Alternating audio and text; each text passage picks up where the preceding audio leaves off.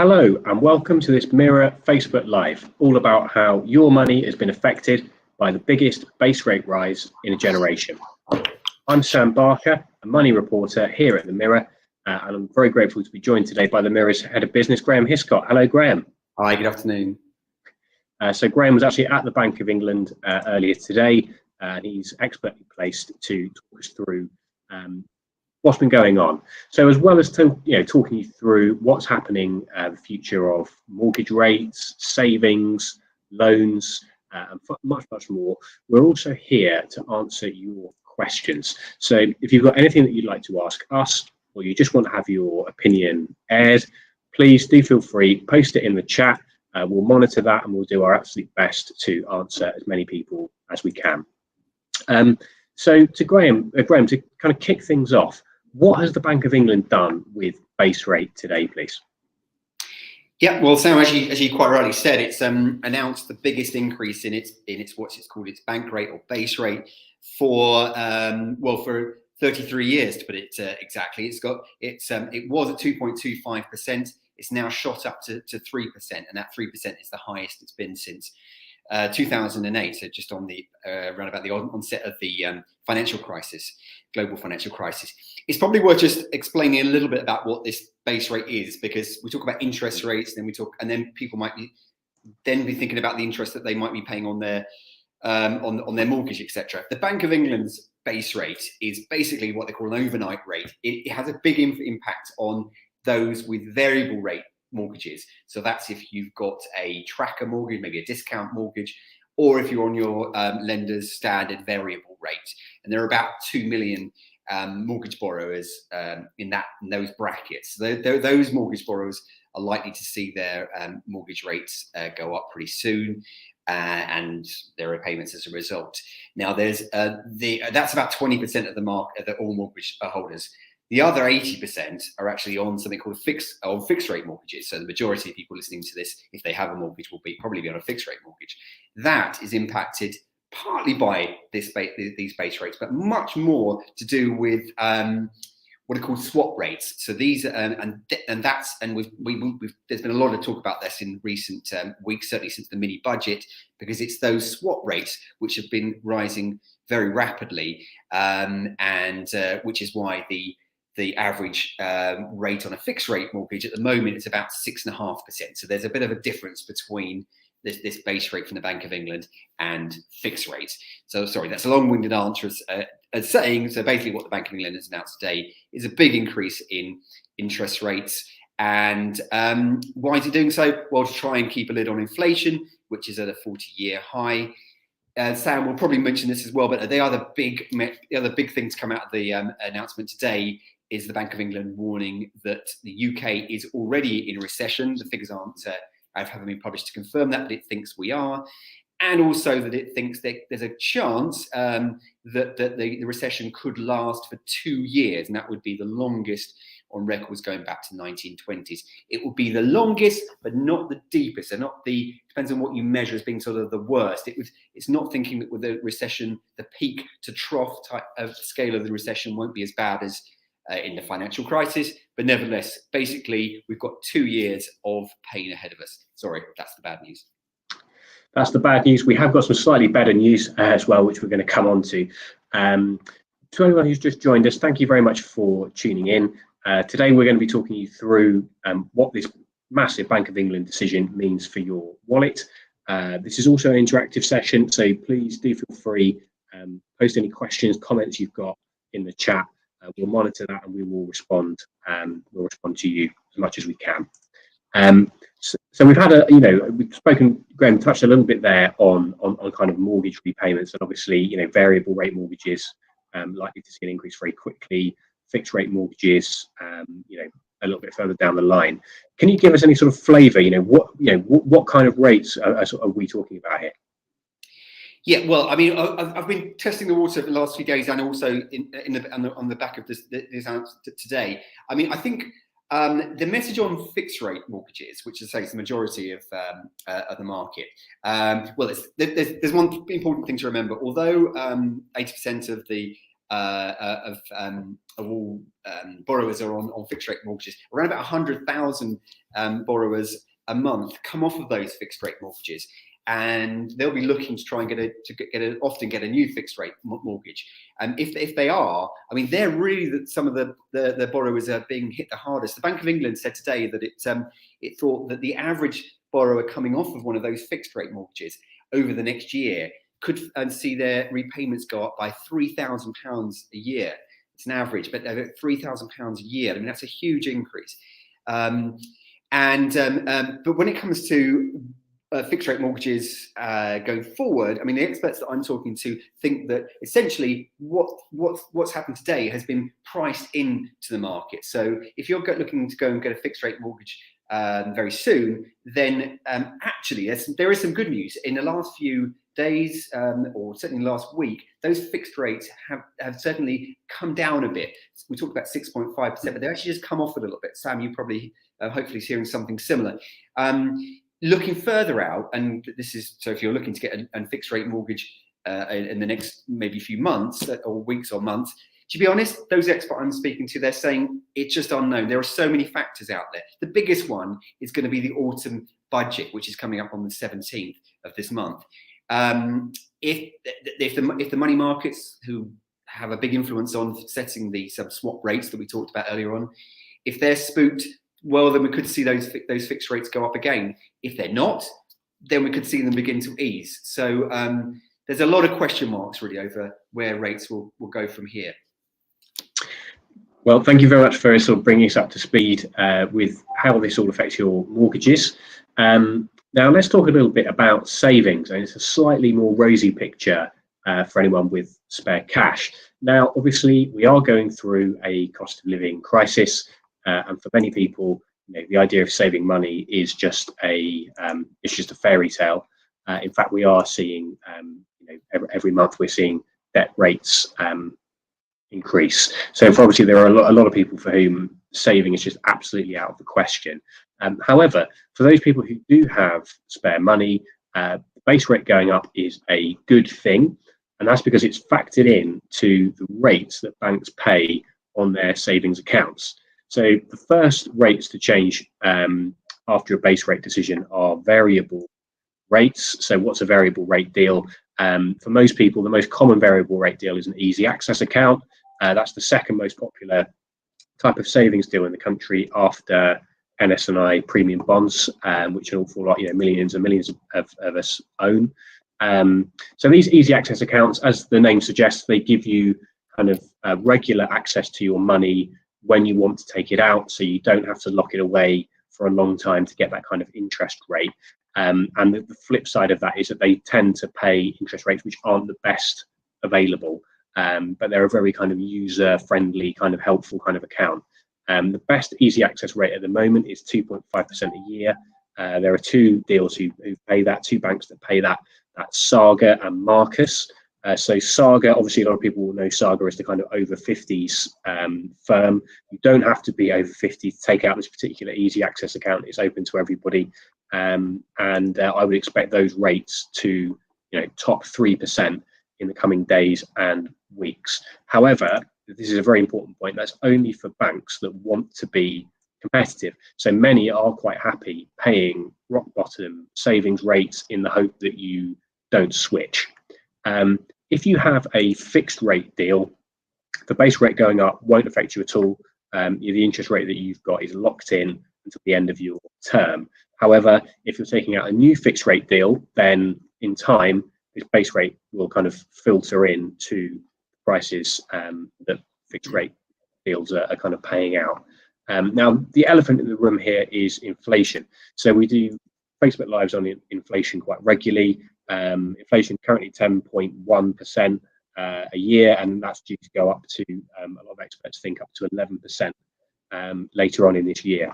So that's bad news for savers, because even if your bank does pay you, they pass on this latest base rate rise in full, you'll still find that your money loses value in real terms. So a lot of people might look at that and say, well, what's the point in saving? I may as well, if I've got any spare cash, I may as well go out and spend it. But there is an argument that it's more important than ever to have your savings in accounts that do pay the best interest, to offset that impact on your money. But the thing to mention here is that just because savings rates are going up, that doesn't necessarily mean that if you've got spare cash that you should go and put it in a savings account. If, for example, you have any debt, it's a very, very good idea to pay off that debt before you start saving, with the exception of things like student loan. But if you've got any unsecured loans, anything like that, credit card debt, very, very good idea to pay that off before you start looking at putting money aside. And the Mirror now, we do every week, we're kind of running articles online about the best savings rates. They move very, very quickly. So providers will kind of come in, they'll launch a new deal, they'll get a few thousand people signing up to it, and then they'll pull it from the market. But if you keep reading the Mirror, keep looking, Googling, Mirror savings rates, we'll be bringing you very up-to-date information as much as we can about the best savings deals out there. So Graham, just to sort of go from some good news back to the bad news. Mentioned earlier, the Bank of England has quite a lot to say about the possibility of a recession, looming recession. What do we know about that, and are we technically already in one? Yes, well, the technical definition for a recession is what are called 2 quarters of negative growth. So if the economy is shrinking, 2 quarters meaning 3 months followed by another 3 months, just because a lot of people don't talk about quarters in their everyday life. So the bank does think that we are in the quarter that we're currently in. So between, in fact, it was looking back to the one that ended in September, I should say, that it thought that we had entered recession. And yes, it thinks that, to be entirely clear, it thinks that we could enter a 2-year recession, but it's actually saying that that's based on what the financial markets are pricing in to its base rate. That gets a bit confusing, but essentially it's saying, yes, it does. Well, to put it simply, it thinks the economy will be going into reverse over the next couple of years. It just depends on quite the scale of it. It should be pointed out, as I think I said earlier, though, that the scale of the recession, so the scale of the downturn, probably isn't going to be on the same level that we saw in the financial crisis. It's more akin to what, if people can remember, sort of from the 1990s. It's more of that on that scale.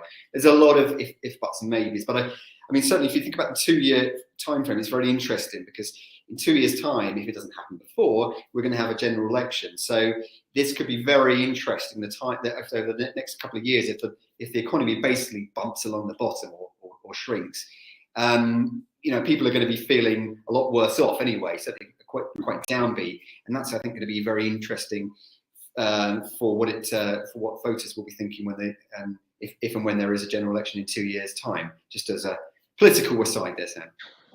No, it's a very good point, and I think it's there's a lot of people who obviously their incomes are going to be very squeezed at the moment. Recession is very sadly. It sounds like maybe no one's got a crystal ball, but we're not talking about a kind of a sort of late 2000s style crash. But still, there will be a lot of people who are very negatively affected by that.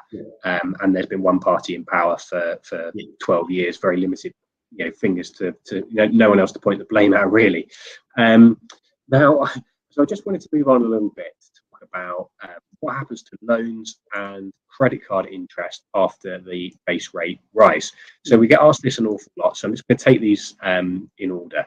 So for personal loans, most of the time these work, they're taken out on fixed rates. So if you have unsecured borrowing, you can continue to repay it as agreed, hopefully meeting your kind of monthly repayments, and those payments won't change provided that you do manage to keep paying the thing off even after the base rate rises. It's a different story if you're taking out a new loan after a base rate rise, because the price of that is factored into the interest that lenders will charge you. With credit cards, so they're not typically linked to the base rate. It is part of the decisions that the credit card company kind of factor in when they're trying to set their interest rate. But rates have been going up for credit cards over time as borrowing becomes more expensive. If you need to take out a new credit card, you will probably find that new deals are not as competitive as they were a year ago. And the rate on credit cards is normally variable, so it can sort of change from time to time. although you're normally given notice. In fact, you have to legally be given notice before that happens. So you may well find that if you've got a current credit card, there'll probably be no change for a while. New credit cards, you might expect to see a change a little bit quicker. So Graham, we're talking about base rate today, and we've seen steady. I think is it 8 increases, steady increases to base rate. What's the future of all this? The future of base rate, which a year ago, at this time last year, that base rate was 0.1%. So we've increased a great deal since then to 3% where we are now. Obviously, the big question that one of the questions people will have, certainly economists and others in Citi are asking, is what will happen to the base rate going forward? Well, the financial markets think that the base rate, 3% now, it's undecided. Basically, they were thinking at the end of October that it could peak at about 5.25%. But these things are changing quite a lot. In the last week or so, since then, they've actually trimmed that now, and they think that the base rate might peak at more like 4.75%. But even then, the Bank of England was quite keen to stress today that it doesn't think that its base rate will go as high as the money markets are forecasting. So does that mean that they won't go to 5.25%? Well, that's certainly what they're saying today. Will they go to 4.75%? They were being a bit more cagey on that. All of which leaves us really a bit unsure about where the Bank of England's interest rates will go. But there is one thing that they were very clear to point out today, and that the rates are very likely to keep on rising. So 3% now. Fast forward to the next meeting, I think it's very likely that there will be another increase in the base rate. Will it be as much as another 0.75% percentage point? I mean, who knows? But I think it's possibly unlikely given the messaging that they're sending out today. But to be honest, Sam, it really depends on a lot of factors out there. I mean, as I say, a lot might depend on what happens with the autumn budget at the end of in the 17th of this month. A lot of other factors could depend on what happens with wholesale energy prices. There's lots of factors at play here, but certainly the trajectory is definitely continuing upwards. Okay, very interesting. Thank you very much, Graham, for taking us through that. Now, I just wanted to take a moment to talk about some of the cost of living help coming down the pipeline from the government over the rest of this year. So the big one is the £650 cost of living payment. This goes out to millions of households who are on means tested benefits, split into two halves. So the first half of £326 was paid earlier in the year, and the second half, £324, is coming from next week. So it should be coming out from November the 8th until November the 23rd, unless you are on tax credits and no other means tested benefit. So if you're on tax credits, the second half, that £324 payment, will be sent a little bit later. So it's from November the 23rd until November the 30th. And the reason for that is that the government, they're swapping a lot of people who are on tax credit over to universal credit, this kind of one size fits all benefit, which has been rolled out for a few years. And what they didn't want to do was pay people on tax credits £650 for being on tax credits, then swap them over and then accidentally pay them another £650. So if you're on tax credit and you're wondering where your cost of living payment is coming and why it's later than everybody else, that's why. So another cost of living payment coming down the pipeline is for pensioners, provided that you are eligible for something called winter fuel payment. So if you get winter fuel payment, that's normally between £100 and £300 a year, but that does depend on your age, who you live with, and the benefits that you get.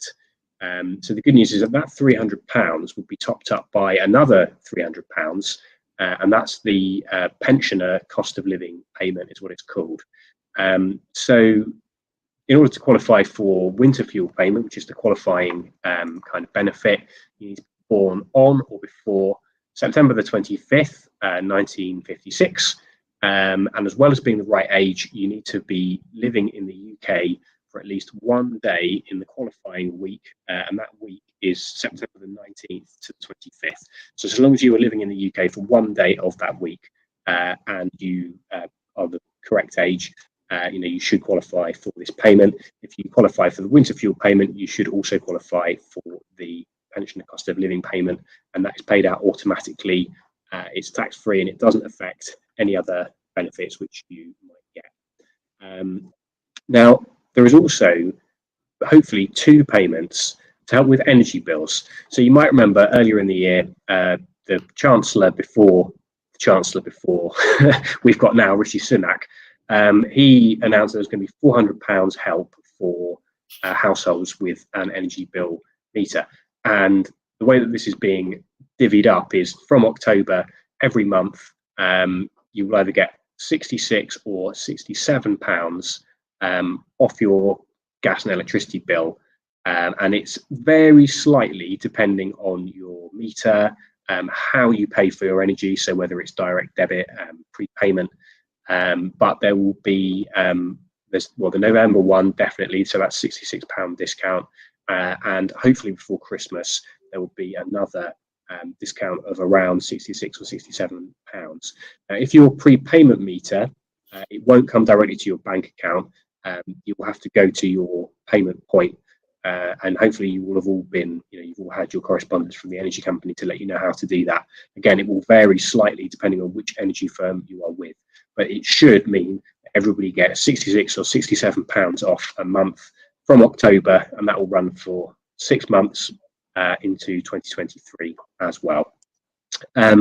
So yeah, that is unfortunately about all that we've got time for today. I want to say thank you very much for tuning in. I hope you found that helpful. Thank you also to Graham Hiscott for all of his help today. We really appreciate that. And we'll be back next Thursday at 1 p.m. with another Cost of Living Facebook Live, and I hope to see you all there. Thank you.